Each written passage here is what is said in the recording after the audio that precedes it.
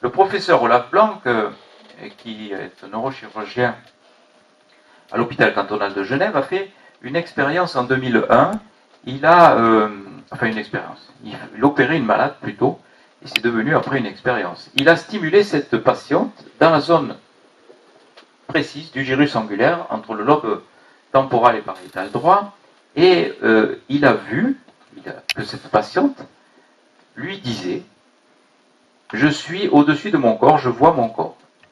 Alors, stupéfaction dans la salle d'opération, ils arrêtent la stimulation et la personne dit « Je suis revenu à mon corps ». À 2 reprises, ils font ça et à 2 reprises, la personne dit la même chose. Parce qu'Olaf Blanc opère des cerveaux sous anesthésie locale pour savoir exactement quels sont les ressentis de la personne au moment même où il se balade avec des électrodes dans le cerveau. Il ne s'agit pas de léser une zone stratégique du cerveau, il s'agit d'aller détruire une zone malade. En l'occurrence, ce sont des zones en général épileptogènes qui provoquent des crises d'épilepsie. Il faut aller les détruire de façon très très précise. Et pour faire ça, il est obligé de laisser les patients sous anesthésie locale. Et là, la patiente lui dit « Docteur, je suis au-dessus de mon corps, je vois mon corps. » Mais elle ne voyait que son corps, c'est tout. Et Olaf Blanc a eu l'idée, donc ça c'était en 2001 dans Nature, il a publié ça, il a eu l'idée de faire une étude prospective. Chaque fois qu'il se baladerait dans cette zone, il demanderait aux patients ce qu'elles ressentent. Et chaque fois, à plusieurs reprises, des patientes ont dit, parce qu'ils se baladaient dans le gyrus angulaire et qu'ils le stimulaient, qu'elles voyaient leur corps comme si elles étaient situées en haut, dessus ou sur le côté. Mais c'est tout, que le corps. Elles ne voient pas le reste, elles ne voient pas ce qu'il y a sous une table d'opération, elles ne voient pas ce qu'il y a donc à distance de là, à des kilomètres de là, à travers les murs, tout ça, non. Elles le voient simplement leur corps, c'est tout.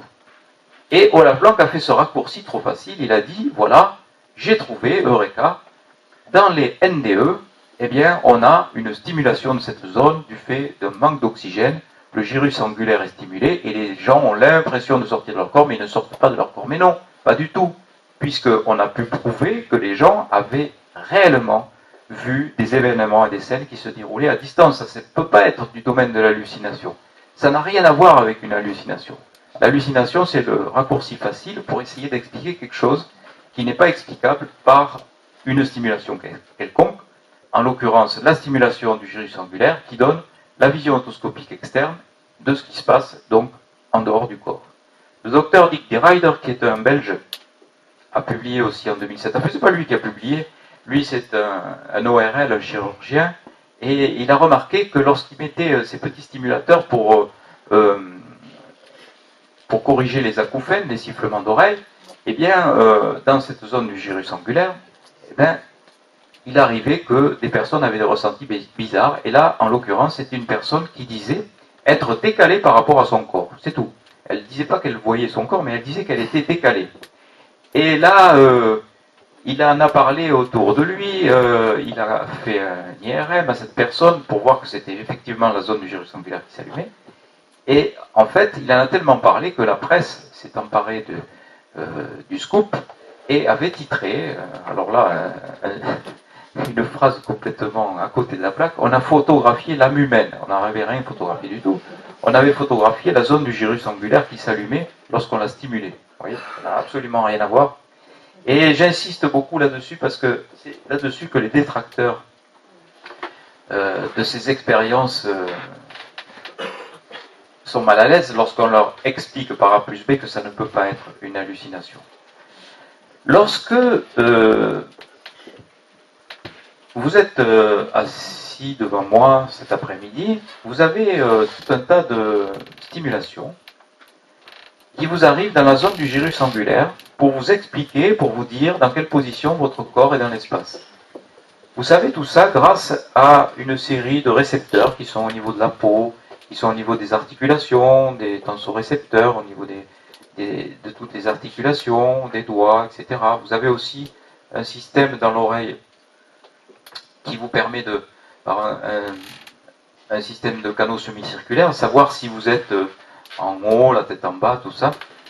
Vous savez, quand on a des vertiges, on remue ces otolithes pour qu'ils puissent se débloquer, parce que si ça se dérègle, eh bien on sait plus, on a des vertiges, on ne sait plus trop dans quelle position est le corps. Eh bien, tout ça, tous ces renseignements convergent au niveau du gyrus angulaire.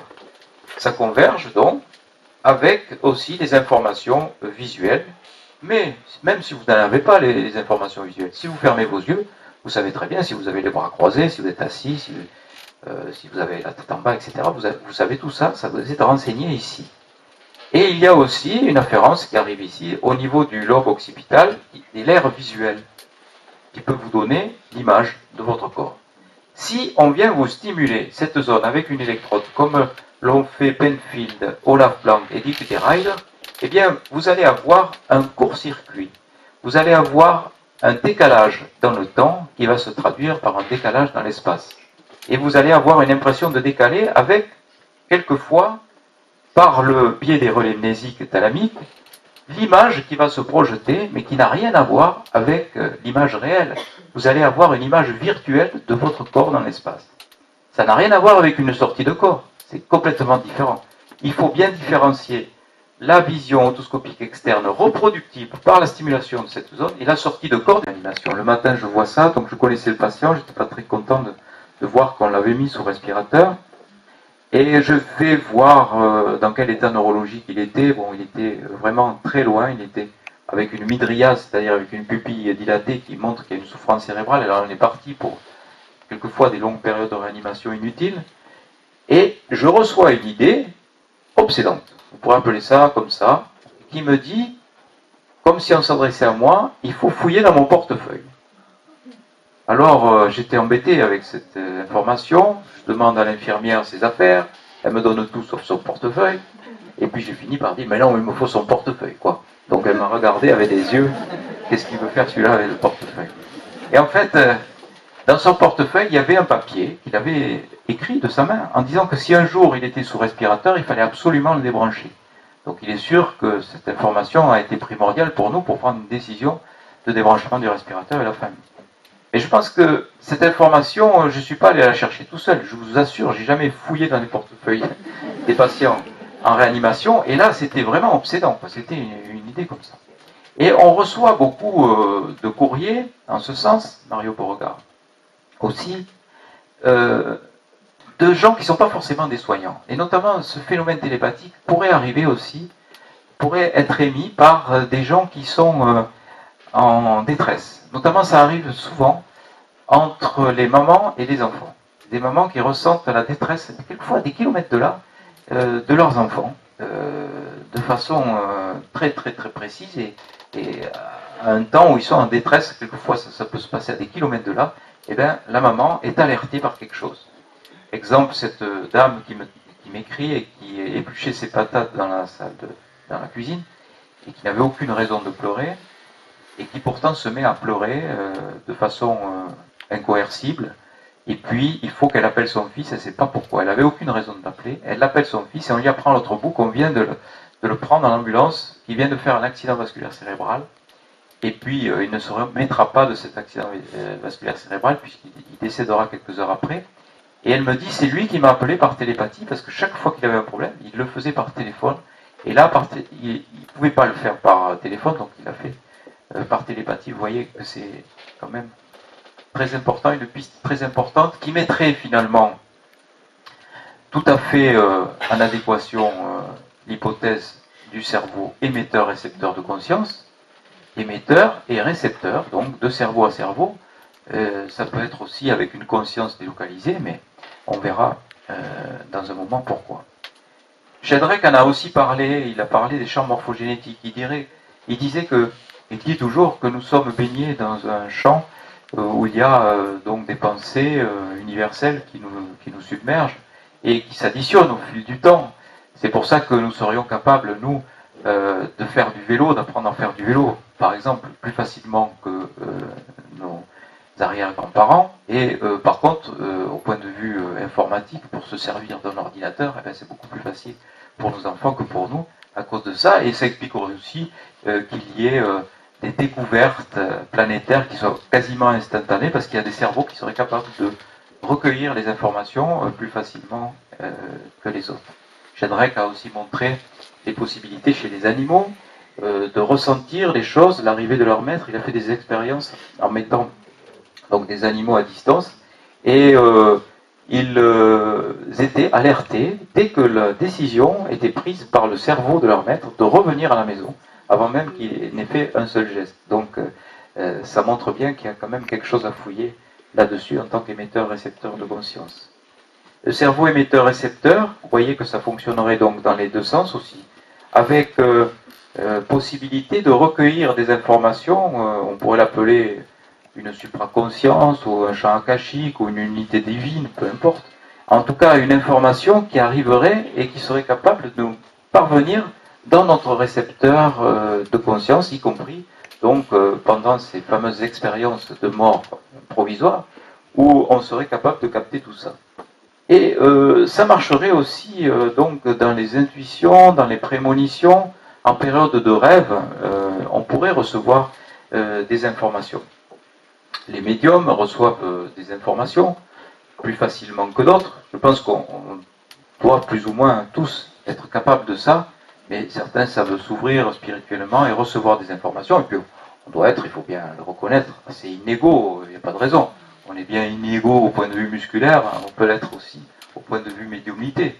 Probablement certains ont des petites antennes râteaux, d'autres ont des paraboles, j'en sais rien comment ça marche, mais c'est un petit peu ça, si vous voulez, on est différents quand même. Sur cette planète, heureusement, on n'est pas tous pareils. Et ça marcherait aussi dans l'autre sens, c'est-à-dire qu'on pourrait envoyer des informations à l'univers dans ce sens-là. On pourrait avoir une efficacité en priant pour demander des choses à l'univers. Donc ça existe dans les deux sens, émetteur, récepteur.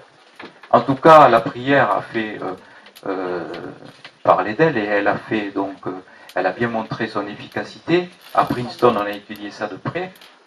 Comment ça fonctionne, on ne sait pas toujours, mais on ne sait pas du tout même. Mais on ne peut pas nier que cette efficacité, puisqu'elle a été révélée par les études de Princeton. Il y a beaucoup de pistes à étudier. Ça ouvre des portes sur la physique quantique. Dutheil en avait déjà parlé avec ces fameux espaces supralumineux, infralumineux. Déjà, quand on parle de cosmologie, c'est assez vertigineux. Si on sait que nous sommes une étoile parmi des milliards, qu'il y aurait des milliards d'étoiles dans notre galaxie et des milliards de galaxies pour constituer l'univers, et la physique quantique qui va même plus loin en nous disant qu'il y aurait plusieurs univers. Cette fameuse théorie des cordes, une corde étant une concentration de matière, chaque corde faisant une étoffe, tissant une étoffe qui serait un espace-temps, et chaque espace-temps avec cette étoffe ferait un univers, et il y aurait comme ça des univers qui seraient empilés les uns sur les autres. C'est très schématique, mais on pourrait passer d'un univers à l'autre en l'observant simplement. Ce qui fait que pour les gens qui font la physique quantique, c'est pas du tout surprenant une vie après la mort. Cette fameuse expérience du chat de Schrödinger, vous mettez un chat dans une boîte avec des boules empoisonnées, et au bout d'un certain temps T, vous soulevez le couvercle. Si vous l'observez vivant, ça veut dire qu'il existe mort dans un autre univers, et si vous inversement, si vous le voyez mort, ça veut dire qu'il existe vivant dans un autre univers. C'est l'observation qui crée l'univers dans lequel nous sommes. Donc vous voyez, pour les gens qui font la physique quantique, ça n'a rien de surprenant, et qu'il existe bien d'autres univers avec d'autres des entités qui sont là et qui sont bien vivantes. Analogie avec les expériences de mort provisoire, eh bien oui, l'expérience donc de ce franchissement de la vitesse supralumineuse, disons que nous sommes dans un univers aujourd'hui, là, maintenant, un univers infralumineux, au-delà de la vitesse de la lumière. Si nous atteignons une vitesse de 300 000 km/h, nous sommes plus dans un univers électronique, mais dans un univers photonique, et au-delà, dans un univers tachyonique supralumineux, au-delà de 300 000 km par seconde, et là, il n'y aurait plus de temps. Le temps n'existerait plus, il s'écoulerait plus, passé, présent et futur, il serait plus linéaire. Et on peut concevoir que si on est dans cet espace supralumineux, tachyonique, eh bien, on ait accès aussi à l'intégralité des informations, puisqu'on n'est plus donc dans le présent, futur, passé, on est dans tout. Donc on a l'omniscience, on comprend tout, on explique tout, et ça donnerait aussi la sagesse absolue qui déboucherait sur l'amour inconditionnel. Si on comprend tout, on a l'amour inconditionnel qui n'a rien à voir avec l'amour terrestre, qui est un amour possessif, avec les jalousies, etc.